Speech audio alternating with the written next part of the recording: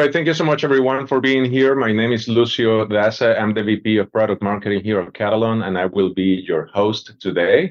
And with me, we have today Harleen Betty, the Head of Technology, Innovations, and Consulting at Infosys. Harleen, thank you so much for being here with us today. And also, we have Alex Martins, VP of Strategy here at Katalon. Hey, Alex, thank you so much for being here with us today. Thanks for having me.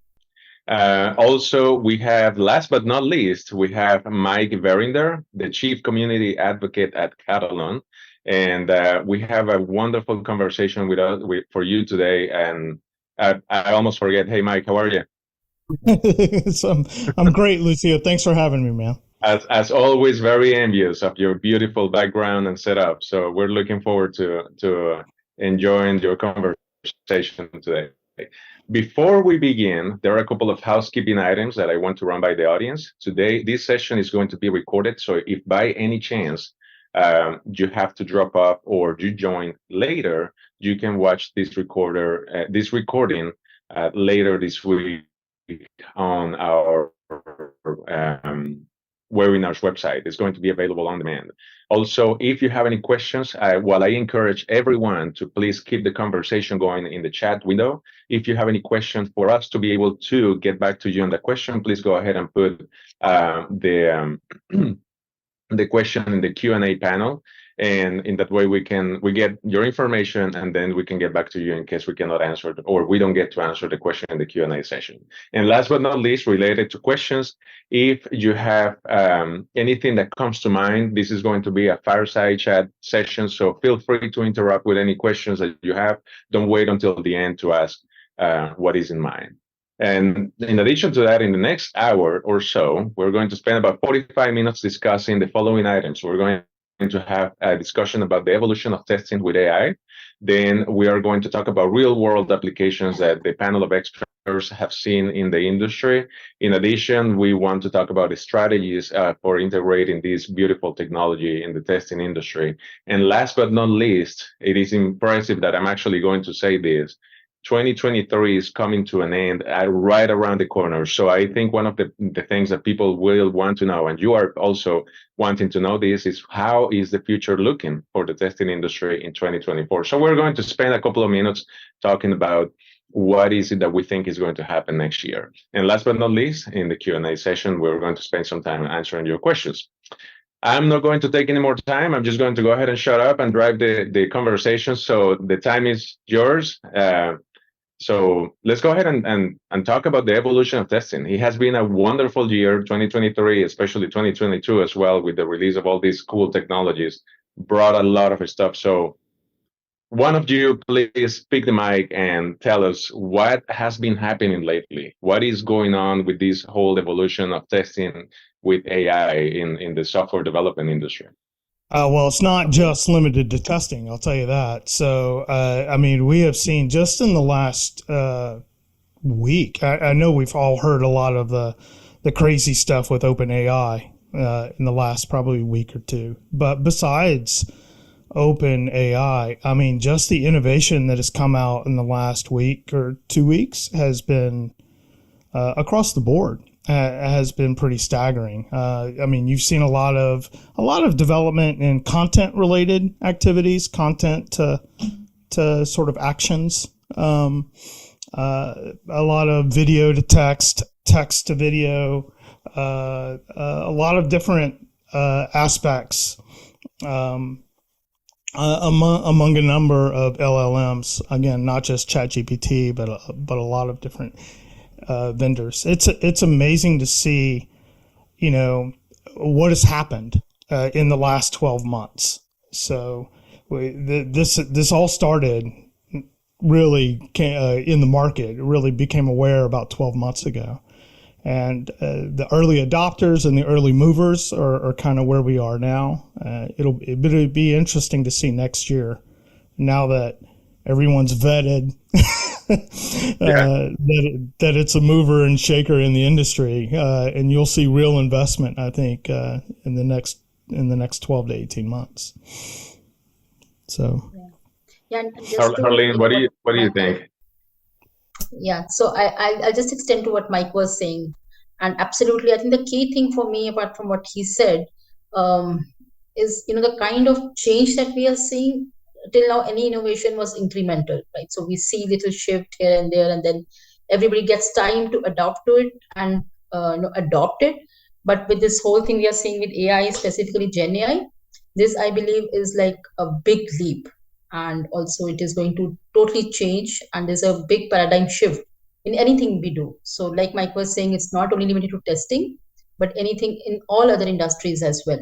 The way we imagine, and even what we are also thinking, and I'm sure all of us are in industry are thinking that way, that it is completely reimagining what we are doing. It's not a small delta. It is not like, okay, I was doing it in a certain way, I have to change it a little bit. It's a complete paradigm shift. And I think there are a lot of ample opportunities ahead of us. That's how I look at this change, what is coming across. Yeah, and I think the other aspect that I'm really excited about is because up until recently, when we talked about AI in the scope of testing, it was always about applying, without getting into too much technical stuff, but applying machine learning algorithms to massive amounts of data, right? So let's say test results data, and trying to use AI to um, generate insights, right? Or predict where different problems might occur in the next execution. Also for self-healing, right? For UI-based test automation, we have selectors broken. So how do we continue identifying and finding the right elements in the UI so that the automation can continue, going. And I think that's been the experience for the last few years, or several years, I should say.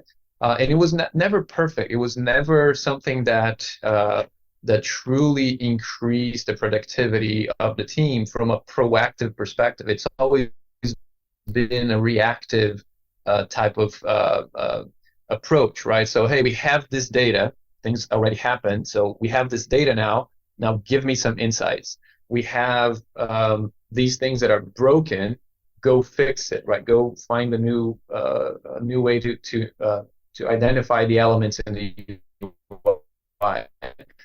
And I think, and that's great. It was, such a learning period of time in starting to dip our toes, if you will, in the AI world. But now with generative AI, for the first time, I think we're moving to more of a proactive stance in terms of how can we become more productive from a software quality perspective, and really use AI to help us do something now, as opposed to go check what I did already, right? So it's really, I feel like the difference now is, and the evolution is that we're now seeing the possibility of actually becoming hyper productive, actually being able to do more complex things than we were before, because now AI is partnering with us, right? We are partnering with AI, and we are interacting, right, with that technology to achieve things we weren't able to achieve before. And I think that's the exciting part, is that what we are, it's a world full of possibilities now, and it did not exist, beyond a year ago. So that's getting me really excited. The thing that I'm looking forward to the most is that we start talking and seeing more practical use cases and practical implementations of AI, because up until now we've been hearing a lot about possibilities. Oh, this is going to be possible. This is going to be super cool when we do that, and we can now do this, and we can now do that, right? But I think what I'm looking forward the most is what are the actual results that we are starting to see based on using that AI partner, or AI as a partner, to help us become hyper productive and deliver more value to our team. So I just want to kind of frame it that way, because it has been an evolution, right? And I feel like we're in a moment where enough talk. Let's really start seeing some results, and then scale from there, right? That is a very interesting topic that you brought in there enough talk, Alex, because one of the things that we were discussing a while ago is like, how can we, I think we're getting to a stage where we can talk about AI exhaustion. Like we're talking about AI is beautiful, AI is shiny, is the new toy, to address the joke that is happening with all these beautiful audience in the chat window right now. The more some people think that Mike is in some beach somewhere, so there is the benefit of AI producing yielding his background. But in all seriousness, I think we're getting to this point where like, okay, it's great, but now we want to start seeing what is it that it can yield for us. How, we talk about productivity, cost savings, etc. Like now let's start getting practical. Let's see where is it going to take us and what we can do with it. That is a great introduction, a great insight. I appreciate your opinions. So I think that is a great leeway. Let's talk about real world scenarios and like things that or applications. And Harleen, I would like to start with you. I mean, you're definitely involved in the industry. I imagine you have a lot of exposure to real use case scenarios. What have you seen? In this case, we have been talking a lot about AI. We're getting to the point where like, okay, let's go ahead and start using it. And now what? Tell us anecdotes or any story that you have experience with your customers. Is how are they using it? What are the applications that you have seen? Yeah. So Lucio, that's very, very valid point. And I think what Alex said, I just want to extend a little bit before, coming to what you are asking. And very truly, I believe, and because working with so many clients, and see, again, AI is not new because we had been using it in some form or fashion in last couple of years as well. But those applications were mostly, if I say in a terminology, like limited to regression testing, right? So either you are optimizing certain test suite or you are eliminating some of the duplicates and so on. But the possibilities that we are getting with Gen AI are humongous. And everybody's, trying to find out, okay, what can I really do with it? And so are we, and so are our clients. And some of the interesting things, and so again, if I have to classify, maybe people want to do a lot of things, but when we are picking a few things, it's like, what is that you can do easily and demonstrate me certain benefits out of it, right? And something when we are doing testing, the very first thing comes to our mind is, okay, so this is a very mundane task. I keep creating test cases. Can some magic happens and, I give a requirement and it can create my test cases.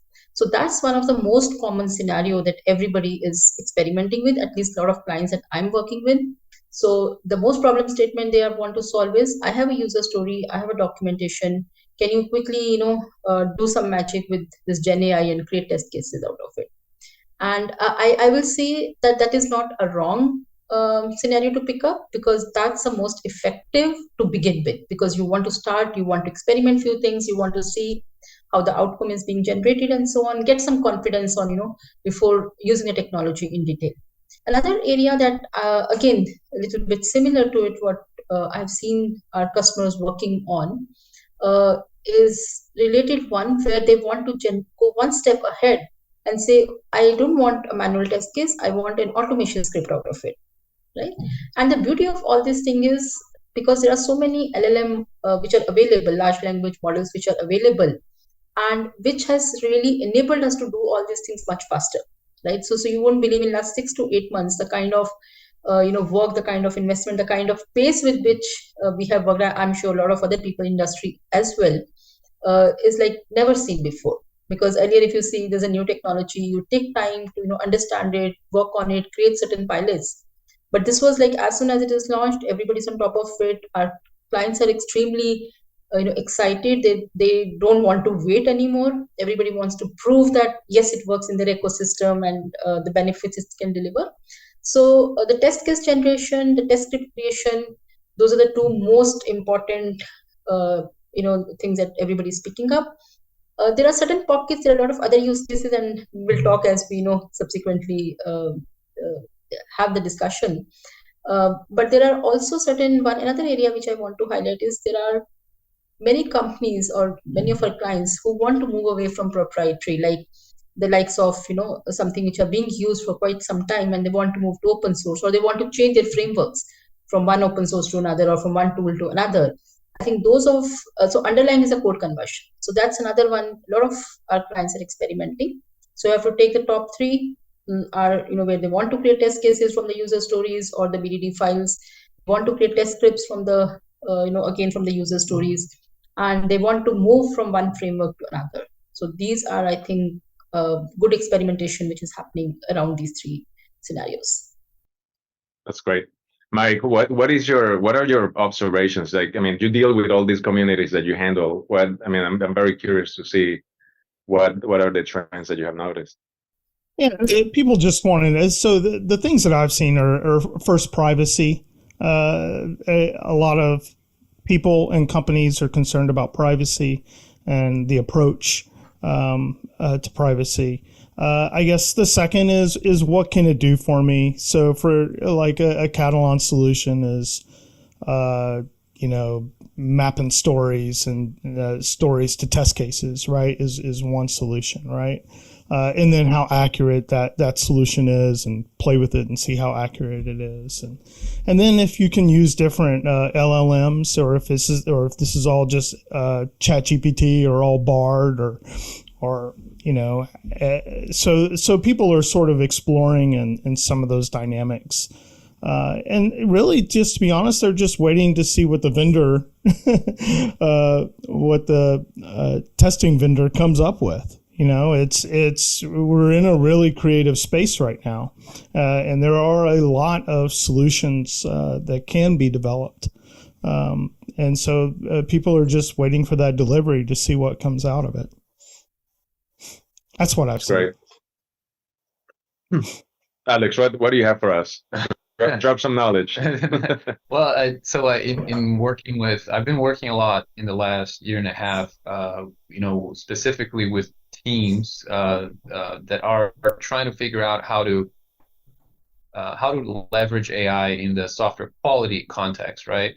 And one thing that I've noticed is that from a developer's perspective, they are very naturally, right? They're very open to experimenting, to try new things and doing research and development, right?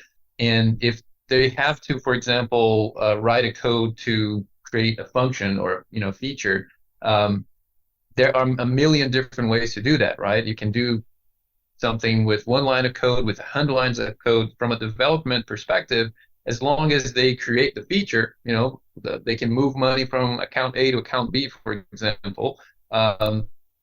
Doesn't matter if you wrote one line or 100 lines of code to implement that, and that's a good use case. Obviously, you can optimize it. I'm not going to get into that, but in that scenario, AI is perfect for them, because you tell AI what you want to do, right, with the large language models out there, and it will spit out the code for you, right? And then you as a developer have to use your experience to gauge whether that's good enough, you need to tweak it, etc. But the underlying code, or the starting point, or the scaffolding, if you will, is there, and the developer can just use that, right? So if the developer asks, generate the code again, right, for the same thing, the code that will be, spit out will look different. We'll have different lines of code. It will be maybe more efficient, less efficient. So there's no repeatability yet in the large language models, because it's, that's how it was designed. It's not expected at this point.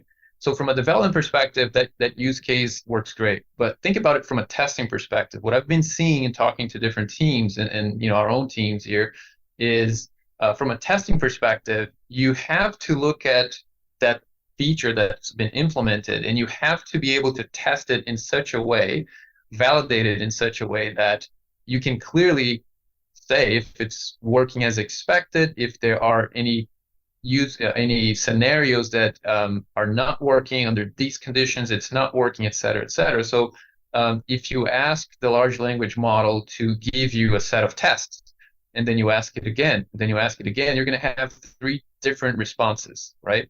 And from a tester's perspective, there's a lot of skepticism, because that's our jobs, right? We have to, you have to see it to believe it. So if now we have a large language model giving us lots of possibilities, that's great. And like the team here has been saying, it's a lot of thoroughness injected into the testing process. However, what we're seeing is that sometimes it can be overwhelming for the tester because now it's yet another activity that I have to do in my day, which is reviewing the test cases that the LLM spit out, right? Before I knew that based on my knowledge, I know that for validating this functionality, I have to create, I don't know, 7 tests, right? Now there's this LLM spitting out 17 tests or 100 tests, and I have to review them and see which ones are good, which ones are not. And that's been seen as extra work that I did not have to do that today. So what I see happening in a lot of cases is that, you know what, it's a lot of work. It's just easier if I go and use my knowledge and create it myself, right? It's just faster that way. So I feel like the next step in the use cases for software quality and software testing for AI will be to address that variability of responses in a way that it does not add the onus on the tester or the testing team, does not add extra work on the tester's team. And that will happen iteratively, right? It will happen slowly until, like Harleen was saying, until the team starts gaining confidence on interacting, on looking at the AI as their partner and not as something that, hey, I tell it to do something, I get the response back, and I blindly trust it, right?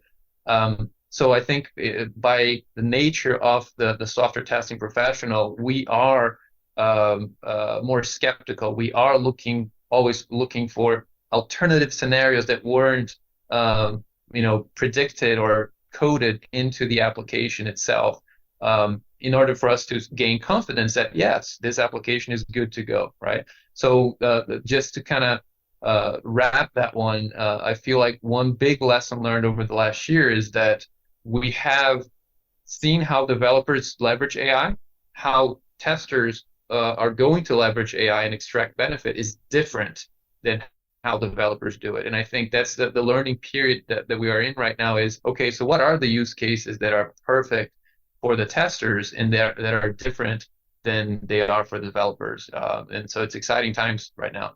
And that is a good point that you bring in there in terms of lessons learned and how is it that is making things better for testers. But I think one of the stuff that we should make sure that we don't overlook is the fact that it's also making developers faster and more productive, right? So we have this equation where developers, AI is there for us to test, or for testers to test. I'm not going to pretend that I know anything about testing, but the other side is that developers are developing code faster. So we recently were having a conversation of these companies now they're doing releases by the minute or by the hour, and then how do you keep up with all that? So and that's what the key of AI is. Like, thankfully, it plays a good role in both teams. Where now you have a developing team that is releasing code, like good code or code faster, but now you have also hopefully the testing team who's leveraging AI to make sure that they keep up with that capacity or that demand that is coming in, and they open up more capacity. So one thing that I want to actually bring here to the panelists, I see a comment that came from, my apologies if I mispronounce, but Abrar, and there's no last name, but he says a few minutes ago this person asked, but how clients can believe that AI will not use or exploit their ideas or product, and their products or customer data is safe? And that is a valid question, actually, especially the second part. And we lost our link for a moment, but data privacy is such a huge thing right now. Like, I mean, we get that question all the time, and I think it is why don't we dive a little bit into that? Like, I mean, we're talking about you're communicating. First of all, there's a skepticism of communicating with a system that is definitely out there somewhere in the cloud, and then just that the intricacies of that brings the question of security on its own, and then you have the data safety question. You're asking things to this system that may be too obfuscated to understand it. So how do we eliminate that? I guess it will never be eliminated, but how do we work around or maneuver around the safety concern with AI and implementation of these things in industries? Yeah, Yeah, so, I'll take a Lucio. first stab at that. So I think it's w- we're we're seeing a lot more companies, especially in the last 3 months of the year now. You know, to your point, Lucio, it's December already, right? Practically. But in the last 3 months, we're hearing a lot from different companies we work with that, hey, we love the idea that, you know, there's AI testing products that are coming out, but they're mostly based on the, you know, publicly available large language models there. In my company is GPT and other large language models because of that fear, right? Because of, hey, if you write a prompt to a large language model and you put in like a piece of requirement for it to generate tests, or you put in some information there that is IP, right, intellectual property from the company, that represents basically a breach, right? If you are exposing information voluntarily, and despite all the reassurances, right, that OpenAI and other companies do in their terms and conditions, that, hey, if you're using our API, we're not going to use your data for training the model, et cetera, et cetera. Despite all those reassurances, there is a very valid concern from, you know, organizations. So what we're seeing is these companies are basically preventing or locking down their networks to prevent access to those publicly available large language models. And that's where we're starting to hear a lot of these large organizations that they are doing pilots or starting to do pilots on taking open source large language models, deploying them in-house in their own infrastructure, you know, behind their firewalls, and then fine tune it, right, train it with their own, you know, domain data from that company, so that their developers, their testers, their business can actually interact with it just like we do, you know, in the publicly available ChatGPT and others. So there's this change in paradigm, and it happened so quickly. I mean, in 1 year, people started, you know, trying to find ways to lock it down. So as these large enterprise organizations start doing more and more of that, and those experiments in which models house, they're learning that it is very expensive to do that, from both from an infrastructure, a compute perspective. It costs a lot of money, not to mention effort on the team to actually train those models, right, in their business specific scenarios and knowledge itself. So the thing is, any software testing product that uses our base as a foundation, these publicly available large language models needs to be flexible to, if you're working with a company that's cool with, you know, sharing data outside their firewalls, then great, let's use one of the publicly available ones. But if they have one in-house, those solutions need to be flexible enough so you can switch and swap, right, different large language models depending on the company's policies around LLMs. So, and I think, Harleen, you have been doing some work around that as well, right? As you kind of try to navigate those deep domain areas, right? Industries that have that concern very, you know, very top of mind, right? Yeah, absolutely, Alex. And what you said, it is exactly resonating with what we are doing with our clients and the way you explained. I just want to add one more point, you know, on top of all these offline models, which everybody is more comfortable using than, you know, those commercial large language models. So another thing that we are seeing to make it more effective, because one of the thing what happens, what you lose is by not working with a large language model is all the knowledge, all the information they have, and the effectiveness of those models is much more than these offline models. So you're making a trade-off of, you know, being more safe, secure versus the kind of output that you may get. So one another thing that most of the companies are doing to, you know, make sure that they are getting the right kind of output is using certain techniques like RAG, right? So they are using those kind of embedded models which are very specific for their business and which is also less expensive and which they can easily build on top of all these, you know, open source, and that actually improves the accuracy and you know, it is also less expensive than working on large language model or the otherwise open source models. So that's another you know, area how they are, you know, trying to tackle not really wherever there are concerns of not really interacting directly with large language models which are commercially available.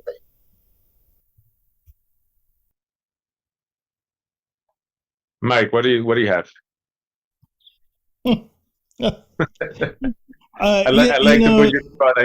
I know you have all those deep thoughts, but please share with the audience. From the privacy perspective, it's there's a lot going on. Regulatories everywhere, and I've sort of talked to that on some previous calls. But to be honest with you, Harlene's the closest with the clients.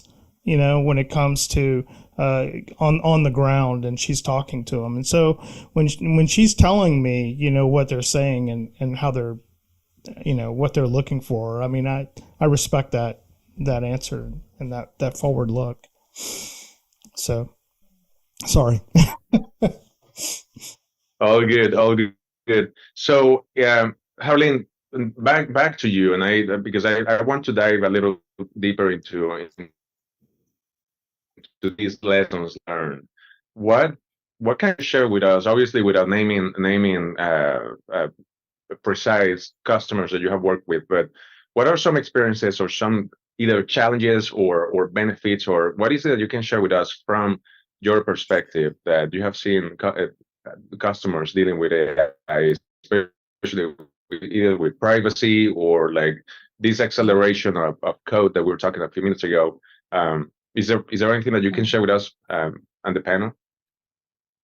Yeah, sure.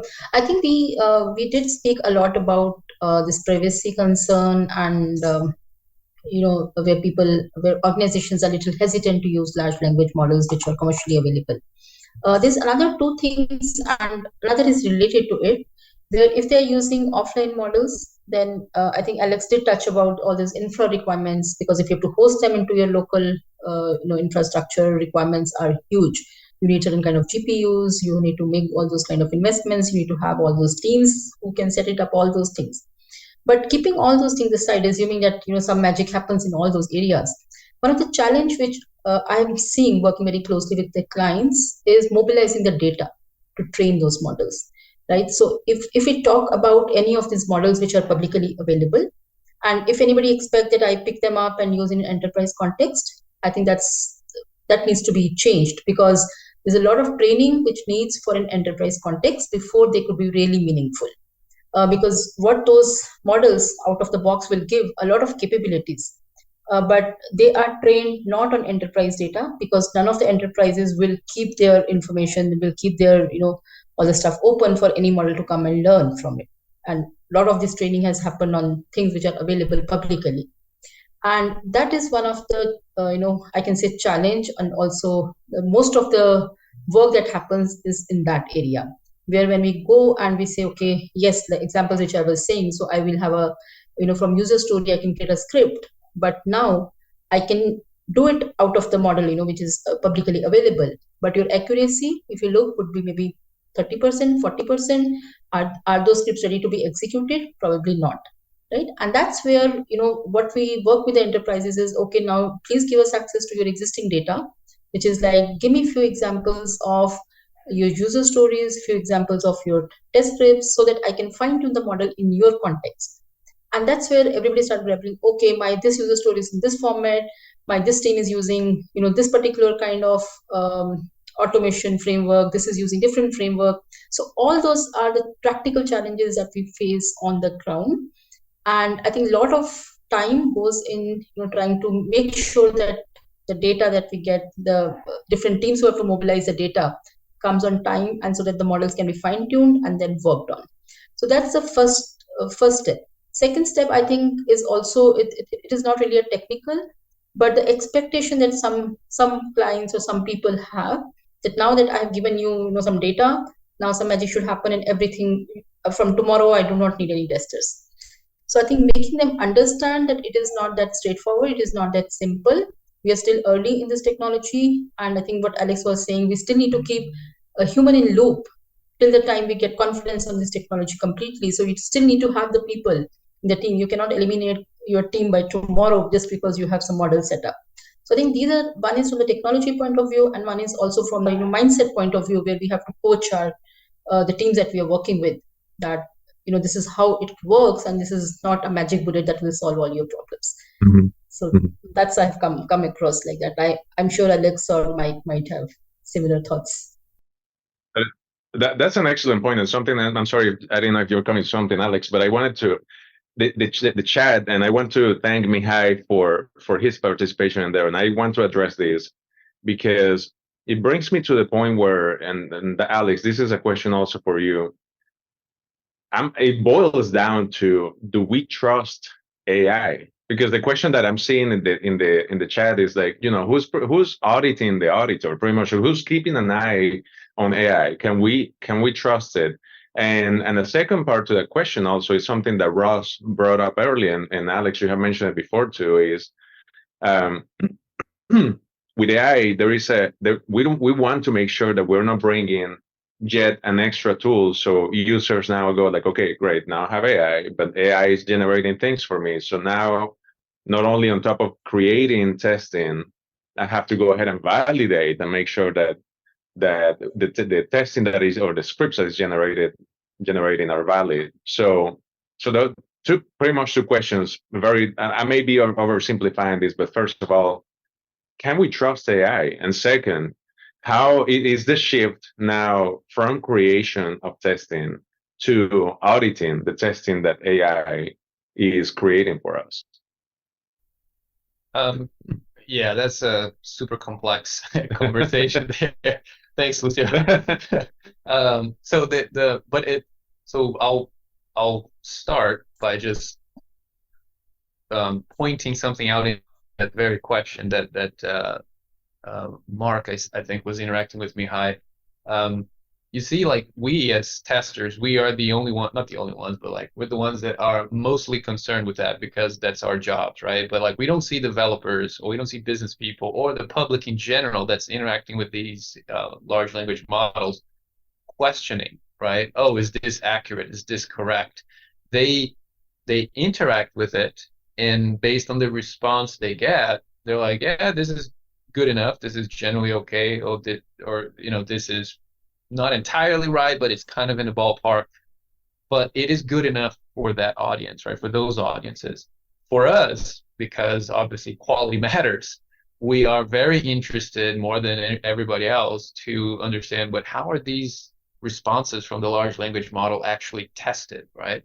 And I think it is an extremely complex project, because then you're talking about how these large language models use, neural networks and how they learn, right, through reinforcement and all that. And like Mihai said, it's all based on the data set that is inputted into the large language model, into the foundational model itself of the LLMs, and then based on the data that comes from the prompt, then it will follow different pathways in that neural network to try to predict, right, what is the right answer, what is the next word, or what's the next image, or whatever, right, depending on the LLM that I should provide to you in response, based on the foundational model that I have, that I was fed with, and based on the prompt that you're giving me. So testing on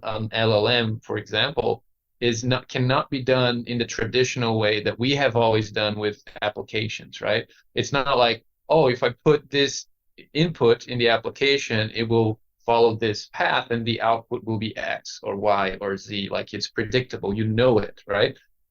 With LLMs, inherently, depending on if you put the same input 3 times, 4 times, 100 times, you will get 100 different answers. So how do you validate that? And I think we're coming into an era now where we have to look at quality from a different perspective. It's not black and white anymore. And that's where I think the role of the tester becomes even more important, because you can't, if applications are being built with the help of AI, you can't test, continue testing applications in the same traditional way we have always tested, which is, if this, then that's what's going to happen, right? You have to use that intuition. You have to use your experience to gauge when a response coming from the AI is good enough or it's completely wrong. It's in the ballpark, right? Or yeah, it's okay, but this is a healthcare application, so it has to be perfect, right? And good enough is not going to cut it here for this application. So I think that's where we need to think about how to leverage these large language models, not so much in how do we actually test it, because the reality is, hey, you have your foundational model. So think ChatGPT, the foundational model is basically all of the internet. In all of the internet, there are good things, there are bad things, there are correct things, there are wrong things, right? And as you write your prompt to interact with that language model, there are if there's no filter, if there's no safeguards in place, in the large language model itself, there will be responses that are very wrong, very nasty, very unethical, et cetera, et cetera. So as you work to train your own models, within your premises, for example, if that's what you decide to do in your company, like some companies are doing, you have to start with a set of data, or the data set for your foundational model that you as a tester, you as the business owner, you have vetted, more the traditional way. So I know that I'm going to put, if I'm in healthcare, my company's in healthcare, I'm going to provide that foundational model with data sets that I know, because I know the business, I am a quality engineer, I know what data is in there, that you trust, right? You trust that data set. And then you're kind of fine tuning it by interacting with it, and then, iteratively making it better. But you cannot think in the traditional linear sense of quality assurance and testing, is that, hey, if I put this, that's the response that I'm going to get. Is it correct or not correct? That's not going to work. And that's why it's when I talk to different testing teams, it's the hardest part for people to get is because we naturally inherently are trying to figure out, well, is this response right or wrong? And in AI today, with generative AI, there's no such thing as right or wrong. I mean, there is right, wrong, but there's also the gray area, the good enough, or the no, kind of wrong. So there's a full spectrum of answers that you have to use your experience as a QA engineer to gauge if that's going to work for my domain or if it's not going to work for my domain, right? So. Great, thank you. So Yeah. I want to do a quick time check. I'm sorry, Mike. Go Just real ahead. quick, Lucio. Just one thing I'd like to add is, there's values measured in a lot of different ways, right? So I totally get and agree that, let's just say the domain, AI may not know the domain or whatever, right? But if you're using AI and you're looking at the test cases that it generates, and let's just say you're a brand new tester, you're a business analyst that just turned into a tester and it wants suggestions on how to test whatever, right? And it presents positive and negative cases and things like that. That's value. And that's value that person would catch before, like, they did a code review or a test case review or something like that. So there are a lot of different, we're talking about AI and we're talking about value aspects, and there's a difference between, like, let's say a tester that's been in a domain for, let's say, 5 years and an experienced tester and what they need to get out of something that's a test case generated versus somebody that's brand new that doesn't know the difference between functional testing and performance testing, positive testing and negative testing, and things like that. And so I think that those value aspects, have to be weighed in those kind of proportions, right? Yeah, I just want to add to what Alex was saying, and just want to highlight the importance. And that's where, all the points that Alex said were spot on, because those are the challenges that everybody will face and the questions everybody will have. I think that's where the whole onus comes on, how well those models are trained and how much confidence you have on model. And in fact, making sure that and this whole AI as responsible making sure that a lot of effort goes in training those right kind of models. And coming back to the point I was making earlier, right? So people think that just because you have AI and now everything will be generated automatically. What they miss to see is there's a good amount of effort that will go in creating a right kind of models. Because if you do not have those base models rightly created, rightly curated, and well tested, your output is not going to be what you're expecting. And each time you will juggle around whether this output is correct, whether I should trust it, not trust it. So building those models, you have to bring all those aspects of fairness, explainability, making it more responsible and all these things take a lot of effort. And there are specific people who will be responsible for creating those models, which we can call it as model engineers, who will create those models, and then those models will be used by quality engineers in doing the testing. But a lot of effort has to be put in creating those right models and training them in the right way, building all those aspects of whatever we spoke about, trust, explainability, responsibility, into the models. Right. And I think that's spot on, Arlene. And one of the things I was thinking is, kind of let's try to bring all of the discussion, right, to like more practical terms, right? Because I feel like we've discussed a lot of conceptual stuff, but like let's think about how we can help the audience here, with takeaways, like practical takeaways. So what I always kind of go back to is in general, right? I know there's a lot of nuances, but in general, how do people go about software quality and testing and validating and verifying, right? Usually they look at requirements in different forms, either an actual business requirements document, user stories, features, whatever. They look at those requirements, and they think, well, this is how I think, or we should test this, right? This is my test approach, my strategy, my test cases, my scenarios, etc. So and then eventually they create the tests, they can't automate it, and then they eventually run it, right? So that's kind of the life cycle at a very high level. I know there's many variations depending on the approach and methodology, but for the most part, it's kind of follows that path. And how can we use AI to help us in those different activities, right?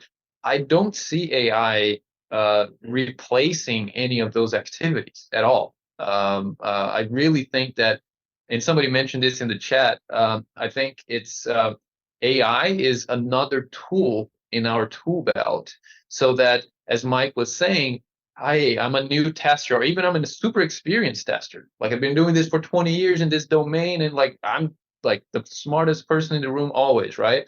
I teach the business about their system, right? And so on and so forth. If you get a new requirement or new features being created or changed or whatever, before you would have to think about it for yourself, or you would talk to your friend or colleague and say, hey, here's how I'm looking at validating this, and etc. But now you have AI as your buddy, as your partner, as your virtual colleague, right? That you can bounce ideas off of each other, and you can iterate and have an actual conversation and refine it until you judge that it's good enough for me to use this as a test approach, a test strategy, a test case, a test scenario, an automated test. Doesn't matter, right? But now you're not starting from scratch. You're not looking at the requirements and, oh, I think I'll need 17 cases here, or 17 variations for me to test this. You're saying, hey, here's how the requirements look like. Can you get me started on, especially focused on this area, because I know it's problematic in the application, or it's highly used by our users, etc. And then you get that initial list of whatever you asked it to do, and then you can look at it and start iterating. Okay, elaborate more on point number one, elaborate more on point number two. So now your job is not so much thinking on your own about what are the tests that I have to create or run for this particular feature. It's more like, hey, give me an initial set of tests that I can look at, and then now use again my intuition, my knowledge to iterate and ask you to elaborate further on different parts of whatever you're interacting about, right? So it's not so much about oh, generate me a set of tests, and it will generate, and then you accept it. And then, oh, okay, now automate, and then you accept it. Not about that. It's really because it's not going to be perfect, right? Never. So you have to use your knowledge to interact with that tool that we're calling generative AI. And then when you are satisfied, like you have agency, that's the important part here. It's not somebody else doing the work for you. You have agency. So if I think this is good enough, this is how I would have done, or this is close to what I would have done, and given I have to do so many more things, and I don't have time to do more, this is more than good enough, and let's move forward, right? So think about it along those lines, as opposed to outsourcing my test creation work or my test automation work, right, to something else that you don't fully understand how it works. And because if that's how you're thinking about generative AI, then it's not going to be you're never going to be comfortable with it, right? Because you're expecting perfection, and the reality is you're not perfect. I'm not perfect. If we're looking at the same requirement and you are creating tests for it and I'm creating tests for it, I can come up with less tests than you. You can come up with more tests than me. And who's better? Like, which tests are better, right? What is better? Is it more tests? Is it less tests? Is it one test that covers everything? Like it is, even amongst human testers, there is a lot of uh, uh, differences. So with AI, just look at it as your friend or your colleague that is helping you become hyper productive, not as the final answer in your day-to-day job. And just speaking of perfection, I need to chime in here. Yeah, that's a good segue. Go ahead, Mihai. So just on that note, so everybody's focused very much on the test generation and test data and everything else that can be automated with AI. But think outside the box as well. Think about when a tester goes onto a project, you have to do KT, knowledge transfer. You have to do a lot of generation of your test plan, test strategies, and a whole bunch of other reporting. Use AI, generative AI in those senses as well. It doesn't mean you have to have test cases created by AI and that's it. Just focus on automation. Do anything and everything that you can with Gen AI to make your day-to-day life much easier and allow you to focus on different areas of the business and improve your own time, and then improve the time of your team, and then would that improve the overall time that you spend on quality and on your operational efficiencies. Is that simple. I just think outside the box, and if you don't know what to do with it, then go and ask ChatGPT, what can I do with generative AI in testing? And that's going to give you a proper answer. Right? Definitely. Thank you, Mihai. That was a great remark. So I want to do a quick time check. We have about 5 minutes to go. And before we go, I want to ask each one of the panelists, if you can give me the top 3. I hate calling it predictions because every time we say predictions, it never happens. But what do you think is going to happen in 2024 with testing or in testing in the AI and AI in the testing industry? And we don't have to dive too deep into that. If you can just tell me, hey, these are the 3 things I think is going to happen. Tarlene, you want to go? Okay. All right. I think we have mostly covered all those things. So that's why I was thinking, what are the new things we will say? But I think in next 1 year, what I'm seeing is a lot of these things, what we spoke today, are going to mature. People are going to get more confident about some of these things. And testing, the AI is going to get complemented in the testing, right? So the way we are doing testing, AI is going to come and play an important role in there. And see, the confidence with which I'm saying this is because if you look at it from the developer's point of view, today things like Copilot and all have become mainstream. Even the kind of applications we are developing in-house, we use Copilot very, very extensively, right? So the day is not far when the similar kind of things we will start doing in testing, which is like complementing the same thing what Alex was saying, complementing testing. So for testers, the AI is going to stay, and it is going to improvise the way they are doing. It is going to increase their productivity and efficiency. So that's how I'm looking at year to come from testing and AI point of view. Great, thank you. Mike, what do you think? Sure. So of all the investment that we've seen this year, I think you'll see probably 3 times that in 2024. I think you'll see more solutions come around in voice. I think you'll see more solutions come around in a lot of different solutions. I think you'll see some privacy enterprise solutions probably be introduced to the market. Autonomous testing, you'll see a lot of autonomous testing come out. If the audience isn't familiar with autonomous testing, that is a whole different subject, but I think you will see that explode a bit next year. A lot of stuff. So again, if you quadruple the investment that we had this year, just think about all the innovation that's going to be involved in that.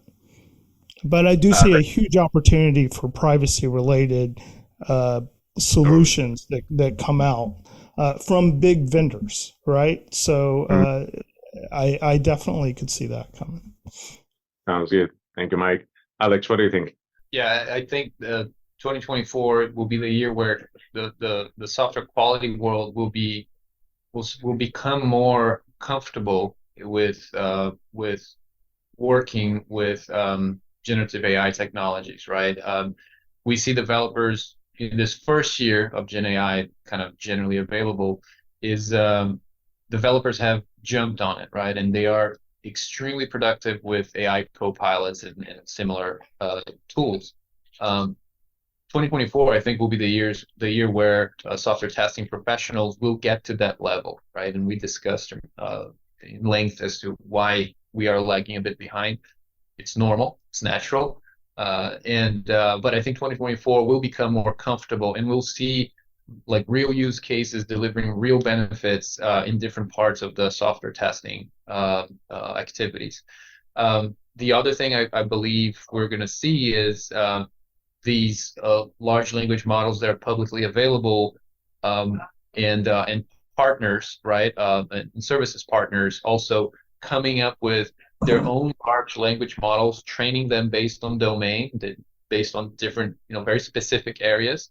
And just like when cloud computing came up, and you had these companies that had many data centers, right? A massive network of data centers around the world. And then AWS came up, right, and had infrastructure on demand now for you.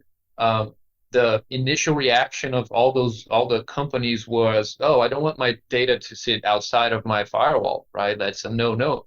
HR data like outside my firewall, no. And then players, companies that do HR management systems on SaaS, right, came up, and now they dominate the market. Same thing for CRM solutions, banking, financial solutions, right? Everything is in the cloud now as the default.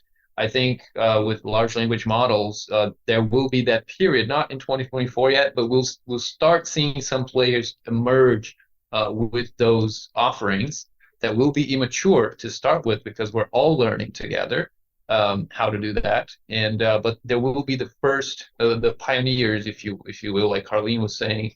Her team is working on that already.